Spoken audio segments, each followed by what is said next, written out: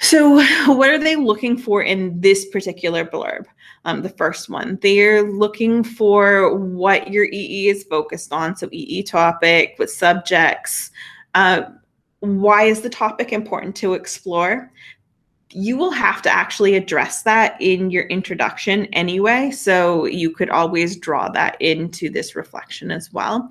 So if you're doing computer science, maybe you're looking at something that might revolutionize or has revolutionized something. And you could talk about why it's important for you to look into it further. They also want to know how you've developed your question. So that's the whole, what did you start with? How has it evolved? What is it now? Be careful on how you're phrasing that, though. You don't have to be like, initially, I asked the question, to what extent, blah, blah, blah, blah, blah. Now I am asking the question, to what effect, blah, blah, blah, blah, blah. That will waste word count. You could always narrow it down to talk about the topic.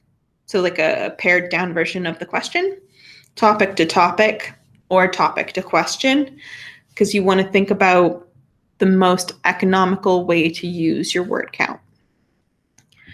They want to know what work you've undertaken so far, what strategies have you used, where are you in this research process, what challenges have you faced or are you facing, what are you doing to overcome them?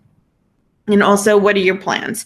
What are your next plans, like your immediate plans? What are your extended plans, perhaps, as well, that might take you into the summer? What challenges are you facing now? What might you face, and how will you cope with those? Again, it's this, I face a challenge, but I'm not negative about it. In fact, I'm going to use that challenge and spin it into something positive. This is how I'm going to tackle it. That's what they're looking for. Do you guys have any questions either about how they grade things or these basics of what they're looking for? Miss, I have a question. Yeah, Nell, what's up?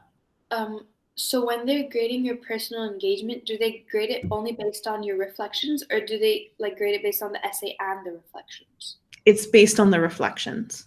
Okay. Yeah. Other questions? So you know those bullet points? Yeah. Are those things that we have to include in our first reflection, or could we spread that out into our second? And okay. Probably not third, but in the following reflections. Cool. So some of them will be appropriate. So what are your next plans? That's appropriate to talk about in your first one and in your second one. What strategies have you used? What worked? That's appropriate to talk about in your first, your second, and your third. So you can address these questions multiple times in the reflections when I prompt you for the next ones. But don't think that this is only what you're going to talk about throughout the whole process. These four kind of like topics are the four topics that you're going to try to address in your first reflection. Does that make sense, Siri? Yep. Thank you. Okay.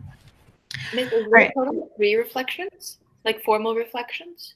Yeah, so you'll end up doing 3. So this is the first initial formal one. It's very much about like that starting process. You've got the question, you've done your preliminary research, you refine the question, you're getting deeper into the research. This is the first reflection. The second reflection I will prompt you to do after you have submitted your first draft on September 17th and received feedback. I will then give you a different set of prep questions, and we'll run a different session. It'll be similar to this, but I'll give you different student samples, everything, for you to write your second reflection. And then the third reflection, the last one you write, is based on your Viva Voce. Your Viva Voce is an interview that you do after you've submitted your final draft. And so that is, so you'll base your Viva Voce reflection on that. Again, different questions, a whole different lesson, different student samples to guide you through. Okay? Okay, thank you.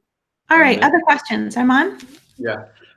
So out of the bullet points, because we only have 150 words to write, which one do you think we should talk about for sure, make sure to include? It depends. honestly. It depends on where you are and what you like your journey. So I can't 100% tell you which ones, but when we get into those student samples I'm going to go over in a second, maybe you'll get a feel to which ones seem to work better. Okay? Yeah. All right. Other questions?